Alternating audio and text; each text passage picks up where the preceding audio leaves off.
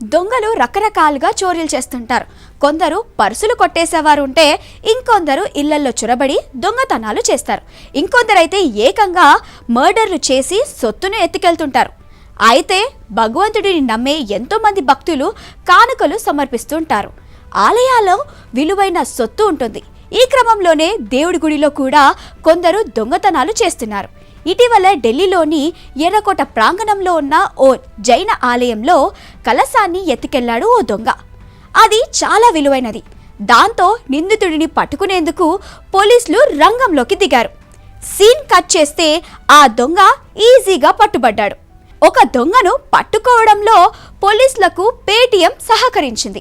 ఢిల్లీలోని ఎర్రకోట ప్రాంగణంలో ఉన్న ఓ జైన ఆలయంలో కలశాన్ని దొంగలించిన భూషణ్ వర్మ అనే వ్యక్తిని పోలీసులు ఉత్తరప్రదేశ్లోని హాపురంలో అరెస్ట్ చేశారు. అతడి నుంచి 100 గ్రాముల బంగారాన్ని, విలువైన రాళ్లు పొదిగిన కలశాన్ని స్వాధీనం చేసుకున్నారు. జైన మతానికి చెందిన ఆలయాలను టార్గెట్ చేసుకుని నిందితుడు దొంగతనాలకు పాల్పడుతున్నట్లు పోలీసుల విచారణలో తేలింది. చోరీ జరిగిన ప్రాంతంలో ఉన్న సీసీటీవీ కెమెరాల ద్వారా నిందితుడికి సంబంధించిన మొత్తం ఫుటేజ్లను ఢిల్లీ క్రైమ్ బ్రాంచ్ పోలీసులు పరిశీలించారు.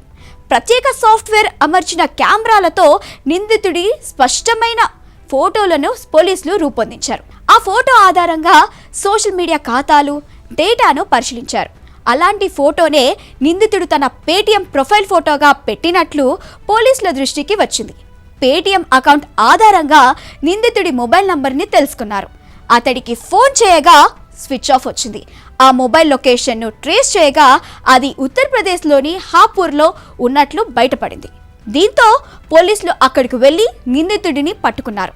నిందితుడు భూషణ్ వర్మకు గతంలో జ్యువెలరీ షాప్ ఉండేదని, అతడు జూదానికి బానిసై అంతా కోల్పోయిన తర్వాత దొంగగా మారాడని తేలింది. జైన మతస్థులు నిర్వహిస్తున్న కార్యక్రమాలకు హాజరై దొంగతనాలకు పాల్పడుతున్నట్లు భూషణ్ తెలిపాడు. కాగా ఈ వార్త ప్రస్తుతం సోషల్ మీడియాలో వైరల్ అవుతోంది. నెటిజన్లు రకరకాలుగా కామెంట్లు చేస్తున్నారు.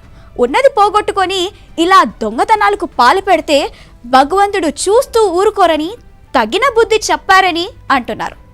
అయితే పేటీఎంకు ఉన్న ఫోటో ద్వారా దొంగను పట్టుకున్న పోలీసులను కూడా అందరూ ప్రశంసిస్తున్నారు.